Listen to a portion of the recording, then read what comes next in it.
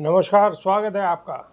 महाराष्ट्र लोकसभा चुनाव में महायुति को मिली कम सीटों को लेकर बयानबाजी जारी है। बीजेपी, एकनाथ शिंदे की पार्टी शिवसेना और अजित पवार की एनसीपी कारणों की तलाश में जुटी है।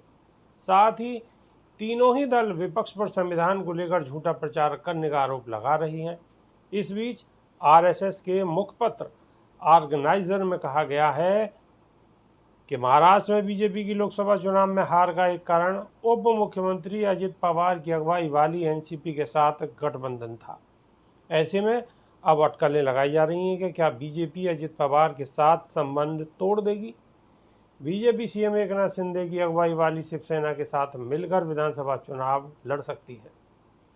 एक अखबार की रिपोर्ट के अनुसार सूत्रों ने बताया है कि आरएसएस बीजेपी के नेतृत्व के एनसीपी को तोड़ने और लोकसभा चुनाव से पहले अजित पवार के नेतृत्व वाले गुट के साथ गठबंधन करने के फैसले से खुश नहीं है। नाम न बताने की शर्त पर एक वरिष्ठ बीजेपी नेता ने कहा है कि आरएसएस बीजेपी कार्यकर्ताओं को पवार विरोधी नारों के साथ तैयार किया जा रहा है।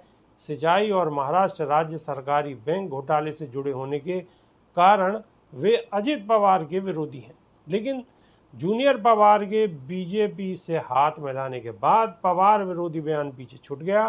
घाव पर नमक छिड़कते हुए उन्होंने महायुति सरकार में उप मुख्यमंत्री बना दिया गया।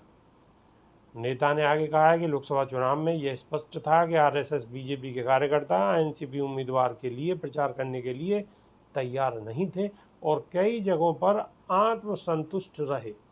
नतीजन 2019 में बीजेपी की सीटों की संख्या 23 से घटकर 2024 में 9 रह गई।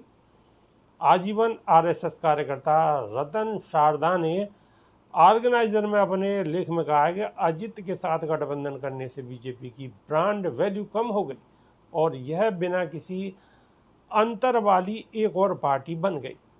सूत्रों ने कहा है कि बीजेपी नेतृत्व इस साल के अंत में होने वाले विधानसभा चुनाव में अजित के साथ गठबंधन न करने के प्रभाव पर विचार विमर्श कर रहा है।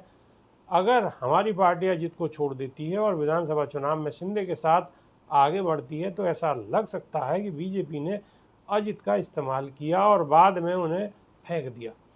यह इस्तेमाल करो और फेंको की नीति उल्टी भी पड़ सकती है, लेकिन एक और परिदृश्य यह है कि अजित को सहयोगी के रूप में रखना फायदेमंद नहीं हो सकता। अभी के लिए सिर्फ इतना ही। नमस्कार।